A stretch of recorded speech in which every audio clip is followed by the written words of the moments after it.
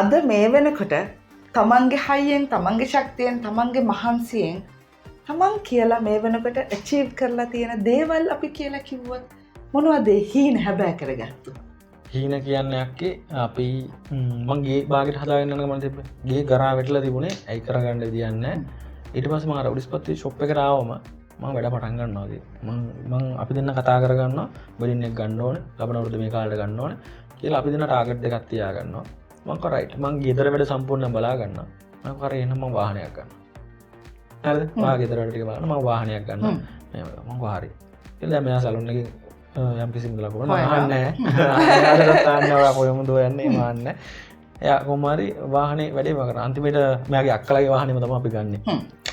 ඊට පස්සේ මම ගෙදර වැඩක් සම්පූර්ණයෙන්ම ඉවර කරනවා. සම්පූර්ණ ඔක්කොම ඉවර කරලා අපි මහ ගෙදර තියෙනවා. ඒත් එක මම අලුතෙන් වෙන එකක් ඊට ළඟින් හදනවා. සම්පූර්ණ ඔක්කොම ඒ ඔක්කොම මෙයා මට කියනවා මෙහෙම හදමු අපි දෙන්න ප්ලෑන් කරලා හදන්නේ. ටයිල් එක වුණත් ගෙදර අල්ලන ටයිල් වුණත් ෆොටෝ එකක් ගන්න. මේ විදිහෙන් දෙන්න ගිහිල්ලා බලලා තමයි වැඩේ කරන්නේ. සම්පූර්ණ වැඩ ඉවර කරලා කොහොම හරි වෙඩින් එකක් ගන්නවා. වෙඩින් එක නගමුත් මෙයා අපි ගෙදර ඇවිල්ලත් නැහැ දන්නේත් නැහැ. විලින් එකත් හිතුවට වඩා ගොඩක් හොඳට ගත්තා.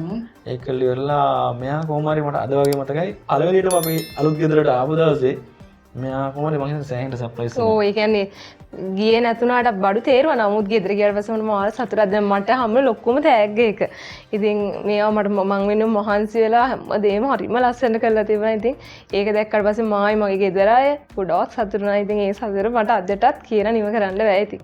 ඒ විදිහටම දැනෙනවා. එයා ඒතකොට ඒ වැඩේ කරනකොට මෙයා කොහොමද වාහනෙත් තියෙනවා අපිට. ගෙදරක් තියෙනවා. ඒ ටිකත් මේවා කරගෙන ඉස්සරහටම ආවා. එතකොට වාහනේ අපි ඇල්ටෝ එකක් ගත්ත එකටම ඒක කරලා දැන් කොහොම හරි වෙනකොට ගෙදරත් ටික ඉවර කරගෙන දැනට තව වෙන වාහනයක් දැන් අරන් තියෙනවා. දැන් මොකද අරන් තියෙන්නේ? එකත් අපි කියමු.